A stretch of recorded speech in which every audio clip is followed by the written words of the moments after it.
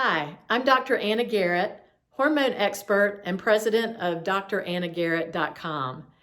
And today I'm starting the first of a 7-part series on weight gain, weight loss, the mindset of weight, because this is a topic that comes up all the time for my clients and the women who are in my Hormone Harmony Club on Facebook. Because perimenopause can be a time when weight starts to pile on, as can menopause, and it's very, very distressing for everyone.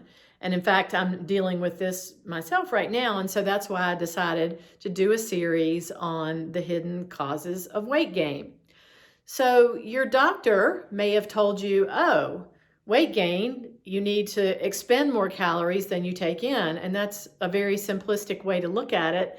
But when you're in the middle of hormone imbalances, it's not the whole story.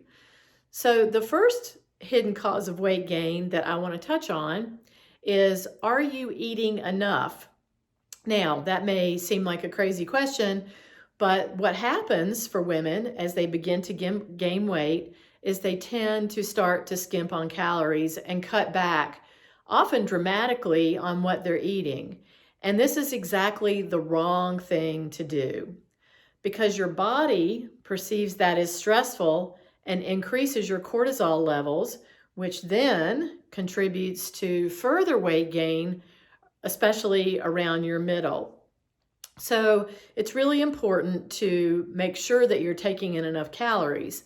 And when I teach my weight loss program, I have the participants actually eating 5 times a day. And many of them will say to me, I just can't eat this much food. And it kind of freaks them out a little bit, which I understand. But I tell them to trust the process.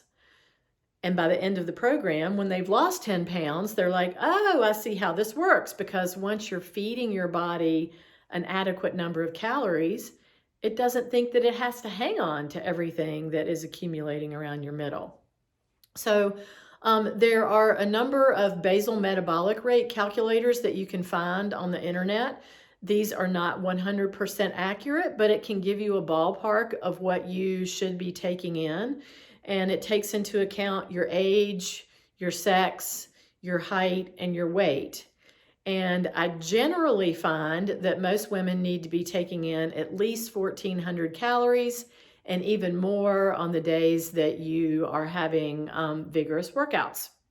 So that is the number one tip I have for you. There are 6 more to come in this series, but remember, you've got to be eating enough to tell your body it doesn't have to hang on to the weight.